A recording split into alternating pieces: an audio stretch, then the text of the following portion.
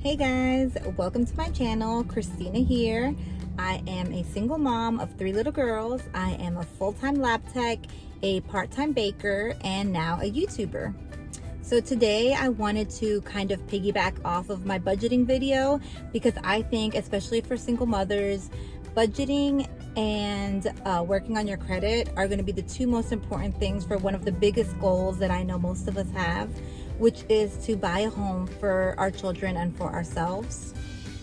So in order to buy a home, you are going to have to save up for your down payment, and you're going to have to work on your credit because unfortunately that's the game you have to play to be able to finance a home.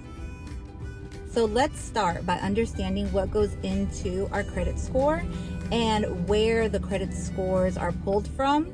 So there are 3 financial bureaus. There is Experian, there's TransUnion, and there's Equifax. So when a lender is going to pull your credit, they're going to pull from all 3 bureaus, and then they're going to take the middle number because some things may be reported on to one of the bureaus but not the others, so the scores are not going to necessarily match. So they're going to pull all 3 and then take the average. I don't think anybody really knows the exact science or the formula to how your credit score is calculated, but there is a general consensus of what goes into it and what's more heavily weighed versus what is not weighed as much.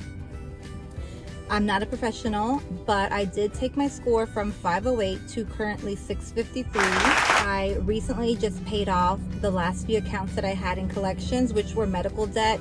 And hopefully once those are reported and reflected, I will see a substantial increase in my score and hopefully be back into the 700s, which is what my score always used to be before all of this kind of happened. So the biggest part of your credit score is going to be your payment history. So when you're setting up your budget, you just want to make sure that you take into account your minimum payments because you do not want to miss one payment. It's very hard to come back after that, especially depending on how many payments you have made throughout your history with your credit score. It's going to take a lot of on-time payments to bring your payment history back up even after just one missed payment.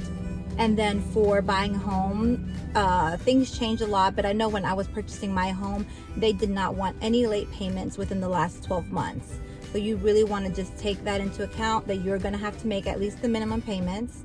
Do not use your credit cards anymore and then have to increase your minimum payments. The second most important part of your credit score is going to be your credit use. So that is how much credit has been allotted to you and how much you actually use up. So you do not want to max out your credit cards. That does not reflect well on your score. So you want to keep that at a minimum. The third most important part of your credit score is going to be your credit history, the length of your credit history. That's something that I didn't do well on, but that's something that I don't regret. As I paid off my debt, I closed everything out. I didn't want to have any open accounts charging me any yearly maintenance fees, and I just didn't want to see those on there. And so I closed everything out.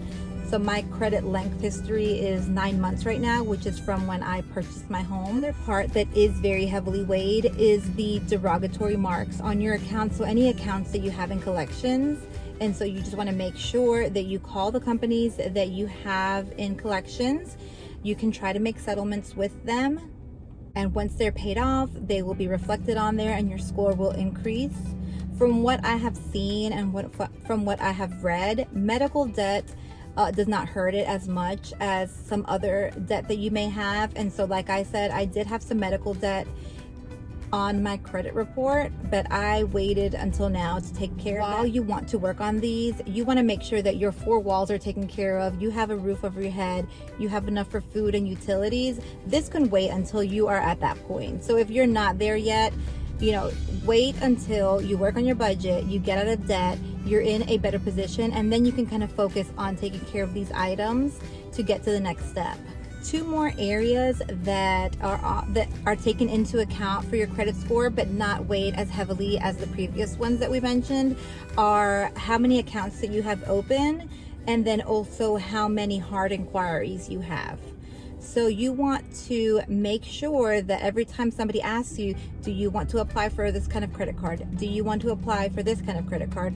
You don't always say yes. This is not the goal here, and this is not going to help with increasing your credit score, because every time they check your credit, it's going to give you a ding and it's going to lower your score. And then as far as the total number of accounts, we don't want to just start opening accounts so we can increase that number, because that's not necessarily going to help us in the long run, especially if we're somebody that's not that great with money.